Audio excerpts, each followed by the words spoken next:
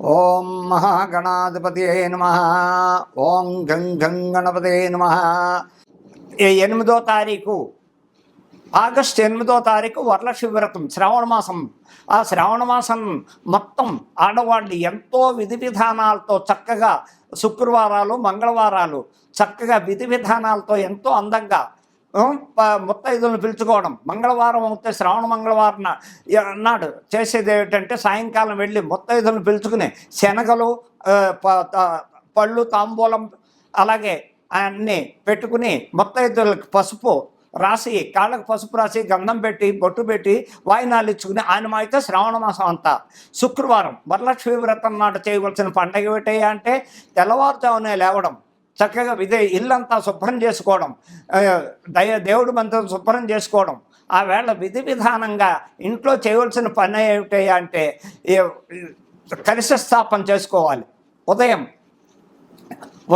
కలశ స్థాపన చేసుకుని చక్కగా ఒక పీట వేసి, దేవుడి మందిరంలో పీట వేసి, ఆ పీట మీద పద్మం వేసి, ముగ్గుతో పద్మం వేసి, వరిపిండి కానీ ముగ్గు కానీ పద్మం వేసి, ఆ పద్మం మీద కలశం పెట్టుకుని ఆ కలశంలో ఇన్ని నీళ్లు, పసుపు నీళ్లు వేసి, ₹1 కాని వేసి, దాని మీద మామిడి కొమ్మలు పెట్టి, ఆ మామిడి కొమ్మల మీద కొబ్బరికాయ పెట్టి, ఆ కొబ్బరికాయ మీద పైన కలశం ఎర్రని గుడ్డ చుట్టి చక్కగా కలశం మీద పెట్టి ఓ పువ్వు, చామంతి పువ్వ, గులాబీ పువ్వ పెట్టి విధి విధానాలతో చక్కగా ముత్తైదులను పిలుచుకుని వరలక్ష్మి వ్రతం విధి విధానం ఏ విధంగా చేయాలి అంటే ఆ అమ్మవారి నామాలు చదువుకోవడం. పసుపు గణపతి, హరిద్రా గణపతిని ఫస్ట్. హరిద్రా గణపతి అంటే పసుపుతో చేసే గణపతిని హరిద్రా గణపతి అంటారు. ఆ గణపతిని తయారు చేసి ఆ బియ్యం మీద పెట్టి, ఆ బియ్యం చక్కగా ఫస్ట్ వినాయకుడు సంకల్పం చెప్పుకోవడం, వినాయకుడు నామాలు చదువుకోవడం, తరువాత వరలక్ష్మి వ్రతం నామాలు చదువుకోవడం. ఆ నామాల యొక్క వరలక్ష్మి వ్రత కథ చక్కగా సాంప్రదాయ ప్రకారంగా షోడశోపచారాలతో సహా చేసుకుంటూ పూజ అయిన వెంటనే హారతలు, నివేదనలు ఏమిటయ్యా అంటే అక్కడ బూర్లు, పులిహార, క్షీరాన్నం, రకరకాలు పిండి వంటలు ఏమైనా చేసుకోవడానికి ఆస్కారం ఉంది. ఎన్నో విధాలుగా వరలక్ష్మి వ్రతం సాంప్రదాయం ఏమిటయ్యా అంటే ఎన్నో విధి విధానాలకి రకరకాలుగా చేసేందుకు శ్రావణ మాసం అంతా పర్వదినం, ఎంతో పర్వదినం ఇది.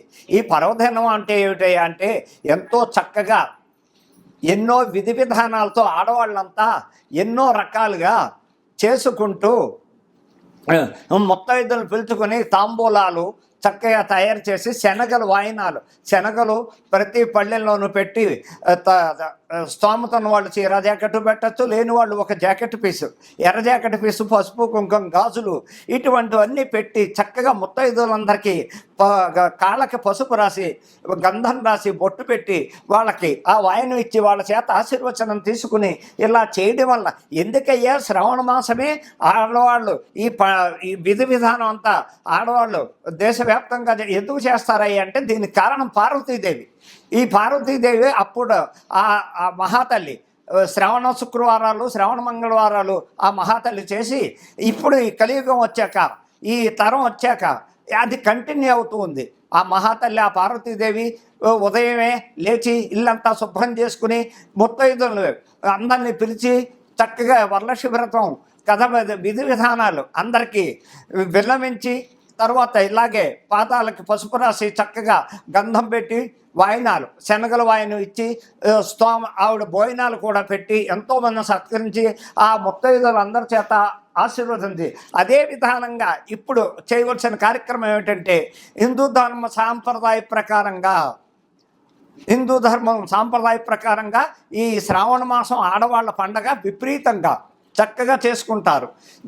దీనివల్ల ముత్తైదువులుగా భర్తల కోసం, పిల్లల కోసం, ఇంట్లో ఆయురారోగ్యాల కోసం అనేక విధాలుగా ఆ అమ్మవారిని కొలుస్తూ ఆ లక్ష్మీదేవి, ఆ వరలక్ష్మీదేవి వ్రతం నాడు ఇంటి క్షేమం కోసం, ఇంట్లో ఆరోగ్యాల కోసం, పిల్లలు చదువుల కోసం, అన్నిటి కోసం ఈ వ్రత విధానం పాటించడం వల్ల భర్తకి, పిల్లలకి అనేక రకాలుగా బాగుంటుందని చెప్పడానికి ఆస్కారం ఉంది. ఈ శ్రావణ మాసం ఎంతో ఉత్తమైంది. అలాగే రేపు 16వ తారీఖు కృష్ణాష్టమి వస్తోంది. 16వ తారీఖు కృష్ణాష్టమి నాడు మధురలో ఎంతో వైభవంగా చేస్తారు కృష్ణాష్టమి.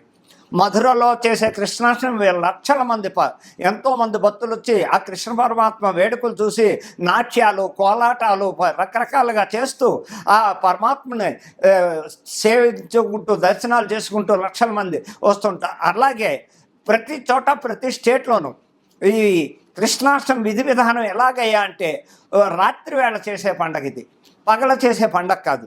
రాత్రి ప్రతి చోట చక్కగా ఉట్టిలు కట్టడానికి చక్కటికి పైన కర్రలు కట్టి ఆ కర్రకి ఉట్టిలు వేళ్లాడ తీసి చక్కగా పిచికారీలతో కానీ నీళ్ళ మగ్గుతో బకెట్లతో నీళ్లు పెట్టుకుని అక్కడ ఆ రాత్రి 7-8 నుంచి రాత్రి 10-11 దాకా చక్కగా ఈ కృష్ణాష్టమి మహోత్సవం ఎంతో బాగా చేస్తారు. ఈ కృష్ణాష్టమి అంటేనే పర్వదినం చాలా గొప్పదని చెప్పడానికి ఆస్కారం ఉంది. ఆ వేళ రాత్రి ఆ కృష్ణ పరమాత్మకు ఉట్టి కొట్టడం, ఆయనకి వెన్న అంటే మహా ఇష్టం. ఆ వెన్న ముద్దలు నైవేద్యం పెట్టి అందరూ చక్కగా అందులో చక్కెర వెన్న వేసి ఆ ప్రసాదం సేకరించడం వల్ల కూడా ఇస్కాన్ టెంపుల్లో ఇవి అన్ని బెంగళూరు అనగా హైదరాబాద్ అనగా ఎక్కడ చూసిన ఇస్కాన్ టెంపుల్లో కలకల్లాడుతూ ఈ పండుగ ఎంతో ఆనందంగా ఉత్సాహంగా చేస్తారు. దాన్ని విధి విధానాలతో భక్తులందరూ లక్షలాది మంది ఆ దేవాలయాలకు వెళ్ళడం, చక్కగా కోలాటాలు చూడడం, చక్కగా సంబరాలు చూడడం, అనేక విధాలుగా కృష్ణాష్టమి అంటేనే ఎంతో పవిత్రమైన పండగ అని చెప్పడానికి ఆయన మహానుభావుడు. ఆయన్ని ఫస్ట్ అన్నిటికీ కారకుడు, లయకారకుడైన దేనికైనా దశావతారాల్లో ఎత్తిన ఏ అవతారం చూసినా ఆ పరమాత్మ చేసేది ఇంత అంతా కాదు. ఒక్క అవతారం కాదు ఆయనది, ఎన్నో అవతారాలు, దశావతారాలు ఎత్తుతాడు. ఒక్కొక్క యుగంలో ఒక్కొక్క రకంగా ఒక్కొక్క అవతారం ఎత్తి ఆయన ఏ పరిస్థితుల్లో ఎక్కడ ఏది వచ్చినా ఆయన సంహరించడానికి కూడా ఉగ్రనరసింహుడు అవుతాడు. అలాగే రకరకాల విధి విధానాలతో ఏ టైంలో ఎక్కడ ఆపద వచ్చినా ఆపదకు వెళ్ళి వాళ్ళు అనేక రకాల ఇబ్బందులను చూసి, అలాగే సుభద్రాదేవికి ఆయన రక్షాబంధం కట్టి ఎంతో చక్కగా చేస్తాడు. అనేక రకాలుగా ఎన్నో ఈ కృష్ణాష్టమి వేడుకలు చేసుకోవడానికి చాలామంది భక్తులు, అనేక లక్షల మంది, కోట్ల మంది దేశవ్యాప్తంగా ఈ పండుగ చేసుకుంటారు. ఈ పర్వదినం నాడు చేసేది 16 కృష్ణాష్టమి నాడు చాలా ఉత్తమమైన పండుగని చెప్పడానికి ఆస్కారం ఉంది. అలాగే 9వ తారీఖు రాఖీ పౌర్ణమి. ఈ 9వ తారీఖు రాఖీ పౌర్ణమి వస్తుంది కాబట్టి ఆ వేళ ఎవరయ్యా అంటే అది కూడా శ్రీకృష్ణ పరమాత్మ దగ్గర నుంచే వచ్చింది, పార్వతీదేవి దగ్గర నుంచి. ఇలాగా శ్రీకృష్ణ పరమాత్మ సుభద్రాదేవికి దగ్గరికి వెళ్ళి రాఖీ పౌర్ణమి కట్టించుకుని చక్కగా ఆ చెల్లెలకి తగిన చక్కగా పసుపు కుంకుమ చీర జాకెట్టు తాంబూలంలో అన్ని పళ్ళు కాయలు ఇచ్చి రక్షాబంధనం కట్టి. రక్షాబంధనం అంటే దాని అర్థం ఏమిటాయి అంటే అన్నా చెల్లెళ్ళ బంధం, అక్కా తమ్ముళ్ళ బంధం. ఆ బంధం ఎలాంటిదంటే అపురూపమైన బంధం. ఇంత అంత అని కాదు అక్కడ చెప్పడానికి. ఆ బంధం ఏంటంటే చెల్లికి అన్నగారు అభయహస్తం, అక్క చెల్లి నేను ఉన్నా, నీకు నాకు రక్షాబంధనం కట్టావు కాబట్టి నీకు ఇగో నాకు చేతనైంది కానుక నీకు ఇస్తున్నాను, ఇది తీసుకుని నాకు చక్కటి భోజనం పెట్టి నీకు నేను ఆశీర్వదిస్తున్నాను అని చెప్పే బంధం. రక్షాబంధనం అంటేనే ఎంతో పవిత్రత. అక్కడ అన్నా చెల్లెళ్ళే కట్టుకోవాలని లేదు, ఫ్రెండ్షిప్లో కూడా చక్కగా ఒక అమ్మాయి వచ్చి అన్నగా భావించి చక్కగా రాఖీ కట్టించుకుని ఆయన తోచింది డబ్బుల రూపాయన అవ్వచ్చు, చక్కగా లేదా బట్టల రూపాయన అవ్వచ్చు, ఆ అమ్మాయికి కానుక ఇస్తారు. అలాగే ఆ అమ్మాయి కూడా అన్నకి స్వీటో ఏదో ఇచ్చి ఆ రక్షాబంధనం కట్టించుని ఆశీర్వాదం తీసుకుంటుంది. ఒక అన్నా చెల్లెళ్ళే కట్టుకోవాలని లేదు. ఎక్కడ ఆప్యాయత, అభిమానం, బంధుత్వ బాంధవ్యాలు పెరగాలంటే ఈ రక్షాబంధనం వల్ల ఎంతో ఉపయోగం ఉంది. ఎన్నో రకాల సాంప్రదాయాలు ఉన్నాయి. దానివల్ల ఆప్యాయత, బంధుత్వ బాంధవ్యాలు పెరగడం ఎంతో ఉపయోగపడుతుంది. రాఖీ పండుగ అంటేనే అంత పవిత్రత. ఇంకోటి జంజాల పౌర్ణమి కూడా ఆ రోజే. బ్రాహ్మణులు అన్న వాళ్ళంతా వైష్ణవులు అనగా, వైశ్యాస అనగా, ఎవరైనా చారీలు అనగా ఆ వేళ యజ్ఞోపవీతం, నూతన యజ్ఞోపవీతం వేసుకుని చక్కగా సంకల్పం చెప్పి ఆ యజ్ఞోపేతం వేసుకుంటూ ఆ గాయత్రి మంత్రాన్ని 11 సార్లు స్మరించి పాత యజ్ఞోపేతం ఉండగా కొత్త యజ్ఞోపేతం వేసుకుని ఆ పాత యజ్ఞోపేతం పక్కన పెట్టి రాఖీ పౌర్ణమి, అదే జంజాల పౌర్ణమి అంటారు, దాన్నే రాఖీ పౌర్ణమి అంటారు, అన్నా చెల్లెళ్ళ బంధం అంటారు. అనేక రకాలుగా పౌర్ణమి నాడు ఎన్నో రకాల ఉపయోగాలు ఉంటాయని చెప్పడానికి ఆస్కారం ఉంది. ఇది శ్రావణ మాసంలో చేయవలసిన పండగలు, చక్కగా ఈ పండగలు. అలాగే ఇంకా ఈ 27వ తారీఖు ఈ 27వ తారీఖు వినాయక చవితి పండుగ కూడా వస్తోంది. ప్రప్రదంగా వినాయకుడు అంటేనే దేశవ్యాప్తంగా వినాయకుని కొనవలన పండగ లేదు, శుభకార్యం లేదు. మొట్టమొదటిసారిగా ఏ శుభకార్యం చేసినా ఏం చేసినా వినాయకుడిని ఆరాధించాకే, చక్కగా హరిద్రా గణపతిని ఆరాధించాకే. వినాయకుడు లేని పండగ కానీ, పెళ్ళిళ్ళు కానీ, ఉపనయనాలు కానీ ఏ శుభకార్యం చేయడానికి ఆస్కారం లేదు. అలాగే వినాయకుడు మొట్టమొదటిగా కొలిచేది వినాయకుడు. అలాగే 27వ తారీఖు వినాయక చవితి పండుగ వస్తోంది ఈ నెల. ఆ వినాయక చవితి నాడు యథావిధిగా పొద్దున్నే తలస్నానాలు చేసి పట్టు వస్త్రాలు కానీ లేకపోతే మామూలు ఉతికిన వస్త్రాలు కానీ ధరించి వినాయకుడు విగ్రహాలు తెచ్చుకుని చక్కగా స్థాపించి ఇళ్లల్లో చేసుకునే వాళ్ళు బయట మందిరాలు, మండపాలు లక్షల రకాలు చేసుకుంటారు. అదే మన ఇళ్లలో చేయవలసిన సాంప్రదాయం మట్టి గణపతి. కలర్ గణపతులు అవి ఇవి తేకూడదు. మట్టి గణపతి ఇంత హైట్లో ఉన్న తెచ్చుకోవడం. పొద్దున్నే విధి విధానంగా అన్ని రకాల పత్రులు, పువ్వులు, మారేడు దళాలు, అన్ని రకాల గన్నేరు పత్రులు, రకరకాల పత్రులు అన్నీ తీసుకొని పువ్వులు, పళ్ళు, కొబ్బరికాయలు అన్నీ దగ్గర పెట్టుకోవడం. అక్కడ మండపం ఏర్పాటు చేసుకోవడం.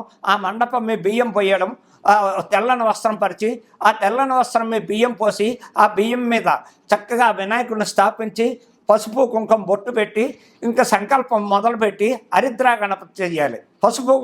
పసుపుతో చేసిన హరిద్రా గణపతి తామలపాకులో పెట్టి ఆ వినాయకుడి దగ్గర పెట్టి ముందు ఆచమనం చేసి సంకల్పం చెప్పుకుని వినాయకుడికి చక్కగా ఆ నామాలన్నీ చదువుకుని 108 నామాలు చదివి వినాయకుడి కథ చెప్పుకుని ఆ కథ చెప్పుకున్నాక అక్షతలు ఇంటిలో పాతి వేసుకుని ఆయనకి నివేదన ఏమిటయ్యా అంటే గరికతో చేసి బెల్లం ముక్క అక్కడ పెట్టి అసలైన ప్రీతి అయింది ఉండ్రాళ్ళు. ఆ ఉండ్రాళ్ళు నివేదన, ఉండ్రాళ్ళని చేసి చక్కగా ఇంటిలో పాతి ప్రసాదం లాస్ట్ కథ విన్నాక అన్నీ అయిపోయాక అక్షతలు వేసి ఈ ఇంట్లో అందరూ ఉండ్రాళ్ళు ప్రసాదం తీసుకోవడం. చక్కగా ఎవరైనా మన ఇంటికి బంధువులు వస్తే వాళ్ళకు కూడా ఇంటి పక్క వాళ్ళకి కానీ ఇంట్లో ఉన్న వాళ్ళకి కానీ ఆ ఉండ్రాళ్ళు నివేదన ఆ ప్రసాదం ఇవ్వడం కూడా ఎంతో అవి ఏ విఘ్నాల్లో లేకుండా ఉంటాయి. అలాగే చంద్రుడిని చూడకూడదు. సాయంకాలం నీలాప నిందలు పడతారని సామెత ఉంది. ఆ నీలాప నిందలు పడకూడదంటే మనం వినాయక చవితి నాడు ఆ కథ విని ఆ కథ అక్షతలు నెత్తిమి వేసుకోవడం వల్ల ఏదైనా పొరపాటు జరిగినా ఏ విఘ్నం లేకుండా ఆ ఇంటికి అన్ని శుభాలు చేస్తాడని వినాయక చవితి పర్వదినం అనేక రకాలుగా ఏ రకంగా అన్ని రకాలుగా ఆ నామాలు చేసుకుని ఆయన్ని కొలవడానికి వినాయక చవితి పర్వదినం ఆడ మగ సామెత లేదు. అందరూ చక్కగా తెల్లవారుజామున లేవడం, శుభ్రతగా తయారవడం, శుభ్రమైన బట్టలు కట్టుకోవడం, పిండి వంటలు నచ్చిన పిండి వంటలు చేసుకోవడం. ఫస్ట్ ఉండ్రాళ్ళు, గరిక, బెల్లం ఆయనకి ఇంపార్టెంట్. దాంతో ఆయనకి షోడశోపచారాలతో చక్కగా సాంప్రదాయంగా ఆ వినాయక చవితి ఇంటిల్లిపాతి చేసుకుని సుఖ సంతోషాలతో ఉండాలని మరీ విన్నపిస్తున్నాను. ఇది ఇంకపోతే రాశి ఫలాలు. ఇకపోతే మకర రాశికి కూడా సగం మిశ్రమ ఫలితాలే ఉన్నాయి. మొన్న మార్చి 30 నుంచి వచ్చే 26 మార్చి ఉగాది దాకా వీళ్ళకి మిశ్రమ ఫలితాలు. పూర్తిగా బాగుందని చెప్పడానికి లేదు. మకర రాశి వాళ్ళకి ఏలినాడు శని వెళ్ళిపోయింది. ఏలినాడు శని వెళ్ళిపోయినప్పటికీ అక్కడ గురువు బాగోలేదు. గురువు ఇబ్బందులు పెడుతున్నాడు. దశ కొంచెం శని మహాదశ నడిచే వాళ్ళు కూడా ఉన్నారు. ఇప్పుడు 59 దాకా ఉన్నవాళ్ళు, 60 దాకా ఉన్నవాళ్ళు, శని మహాదశ నడిచి వాళ్ళు కూడా ఉన్నారు. ఏలినాడు శని అయిపోయింది, అయినా శని మహాదశ 19 సంవత్సరాల శని వాళ్ళకి 60 దాకా ఉంటుంది. 60 దాకా ఉన్నవాళ్ళు, 60 దాటిన వాళ్ళు బాగుంటుంది. 60 లోపు ఉన్నవాళ్ళు మకర రాశి వాళ్ళకు కొంచెం ఇబ్బందులు ఉంటాయి. ఆ ఇబ్బందుల్లో చేసుకోవాల్సిన జాగ్రత్తలు ఎంతసేపు శనేశ్వర ఆలయానికి వెళ్ళడం, శనేశ్వరుని కొలవడం, ప్రతి శనివారం వెంకటేశ్వర స్వామి, ఆంజనేయ స్వామి దర్శనం చేసుకోవడం. వాళ్ళు మకర రాశి వారు ఎంతసేపు చక్కగా వాళ్ళు కూడా ప్రతి శనివారం నువ్వుల దానం బ్రాహ్మడికి ఇవ్వడం, గొడుగు చెప్పులు, నల్లని చెప్పులు, గొడుగు దానం ఇవ్వడం వల్ల శని కంట్రోల్లో ఉండడం వాళ్ళకి బాగుంటుంది. అలాగే వాళ్ళకి గురు మహాదశ వస్తే వాటికి చాలా బాగుంటారు. గురు మహాదశ ఉన్న వాళ్ళంతా టాప్ పొజిషన్లో ఉంటారు మకర రాశి వాళ్ళు. వాళ్ళు ఏం చేయాలంటే మధ్య వేలికి నీలం పెట్టుకోవడం వల్ల శనివారం రోజు ధరించి వెండితో 4 క్యారెట్లు నెంబర్ 1 నీలం తీసుకుని శనివారం ధరించి పర్మనెంట్గా ఉంచుకుంటే వాళ్ళకి శని కంట్రోల్లో ఉండడం, ఫైనాన్షియల్గా కలిసి రావడం, ఆరోగ్యం బాగుండడం, ఇన్ని విధాలుగా బాగుంటుంది. ఎంతసేపు ఆంజనేయ స్వామిని, వెంకటేశ్వర స్వామి దర్శనాలు చెయ్యండి, నువ్వుల దానాలు ఇవ్వండి, శనేశ్వరుని ఆరాధించండి, అన్ని విధాలా బాగుంటారు. ఇప్పుడు దేశకాల పరిస్థితులు ఎలాగ ఉన్నాయా అంటే దేశంలో అరాచకాలు ఎక్కువైపోయాయి.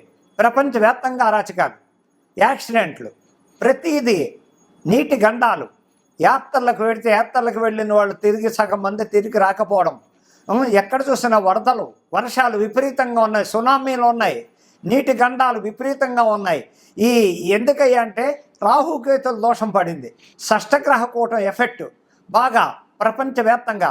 అలాగే ఆడవాళ్ళకి గండాలు ఎక్కువ ఉన్నాయి, ఆడవాళ్ళకి కిడ్నాపింగ్లు, రేప్ కేసులు, వివాహాలు అయిన వాళ్ళకి ప్రేమ వివాహాలు ఫెయిల్యూర్ అవ్వడం, 3 నాళ్ళు ముచ్చటే ఆడవాళ్ళకి ఎక్కువ ఉంది.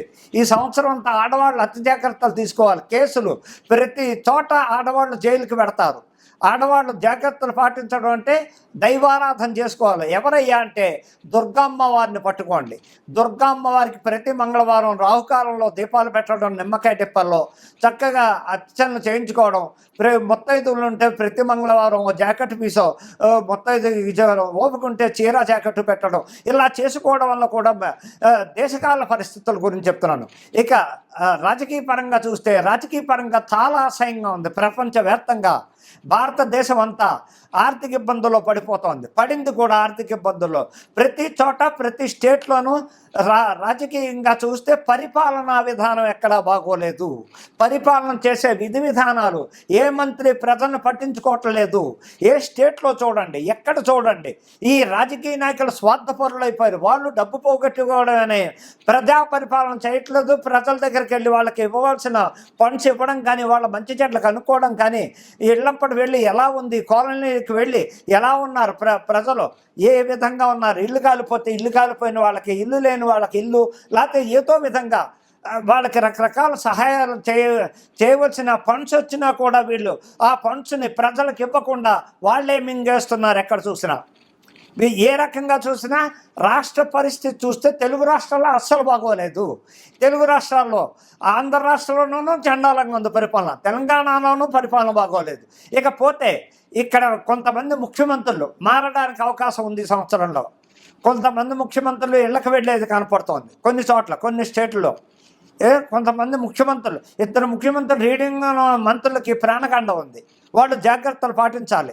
అలాగే నరేంద్ర మోడీ గారికి కూడా, ప్రధానమంత్రి అయినటువంటి నరేంద్ర మోడీ గారికి కూడా అనారోగ్యంగా, ఆయనది వృశ్చిక రాశి, అనురాధ నక్షత్రం, రాహు మహాదశలో ఉన్నారు.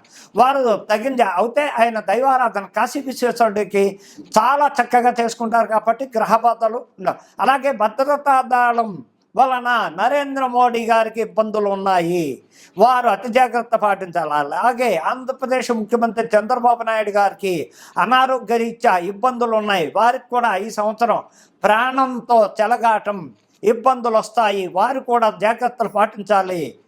అందుకని ముఖ్యమంత్రులకి సగం మందికి 2 ముగ్గురు, అలాగే సినిమా ప్రపంచం అంతా అట్రఫ్లాప్, సినిమా రంగంలో ఉన్న వాళ్ళకి అతి కష్టాలు. సినిమా పెద్ద ప్రొడ్యూసర్లు అప్పులు పాలవడం, ఆత్మహత్యలు చేసుకోవడం, హీరోయిన్స్కి అతి కష్టాలు. ఇంక హీరోయిన్స్ ఉన్నారు, అతి కష్టాలు భరించాలి. వీళ్ళకు కూడా దినదినగండం 100 ఏళ్ల ఇష్యూ. సినిమా రంగం కూడా వచ్చే మార్చి వరకు అతి జాగ్రత్తలు పాటించండి. హీరోలకు ఇబ్బందులు ఉన్నాయి, హీరోయిన్లకు ఇబ్బందులు ఉన్నాయి, వారికి కూడా జైలుకి వెళ్ళాడు. ఈ డ్రగ్స్ విషయంలో కానీ, వీటిల్లో కానీ, ఎందులో అయినా కొంచెం ఇబ్బందులు వస్తూ జైలుకి వెళ్ళడం, జైలు పాలు అవ్వడం జరుగుతూ ఉంటుంది. అలాగే రాజకీయ నాయకులు కూడా చాలామంది మంత్రులు జైలుకి వెళ్ళడం, ఇలాంటివి జరుగుతూ ఉంటాయి. అతి జాగ్రత్తలు పాటిస్తూ దైవారాధన చేసుకుంటూ ఉంటే కూడా దేశకాల పరిస్థితుల్లో చెప్పాలంటే మొట్టమొదటిసారిగా ఆడవాళ్ళందరూ జాగ్రత్త పాటించండి. కిడ్నాపింగ్లు ఉన్నాయి, రేప్ కేసులు ఉన్నాయి, ఇలాగే దొంగతనాల కేసులు ఉంటాయి, వీళ్ళ మీద మర్డర్ కేసులు ఉంటాయి. ఆడవాళ్ళు 80% జైలుకి వెళ్ళేది కాలం ఈ సంవత్సరం అంతా ఎక్కువగా కనపడుతుంది. కాబట్టి ఆడవాళ్ళంతా అర్థం చేసుకుని జాగ్రత్తలు పాటించండి. 3 రోజుల ముచ్చట్లోనే ప్రేమలో పడడం, వివాహాలు 3 ముచ్చట్లలోనే విడాకులు తీసేసుకోవడం, లేకపోతే ఒక ఆడదాన్ని ముగ్గురేసి పెళ్ళయిన భర్త, ప్రియుడు, ఇంకొకడు, ఇలాగే పెళ్ళయ్యాక భర్తను చంపించేయడానికి, లేకపోతే ప్రియుడిని చంపించేయడానికి, ఇన్నేక రకాల ఆడవాళ్ళ అరాచకాలు ఎక్కువైపోతున్నాయి. అతి జాగ్రత్తలు పాటించండి అమ్మా, మీకోసం, మీ మంచి కోరి చెప్తున్నాను. అర్థం చేసుకుని మా ఆశీర్వచనాలు ఎప్పుడు ఉంటాయని చెప్తున్నాను. అర్థం చేసుకోండి, నన్ను తిట్టుకోకండి, మీ మంచి కోరి చెప్తున్నాను. కోరి కష్టాలు కోరి తెచ్చుకోకండి. మహిళలందరూ అతి జాగ్రత్తలు పాటించండి. మాకు అక్క చెల్లెలతో సమానం, తల్లులతో సమానం అని విన్నవించుకుంటున్నా.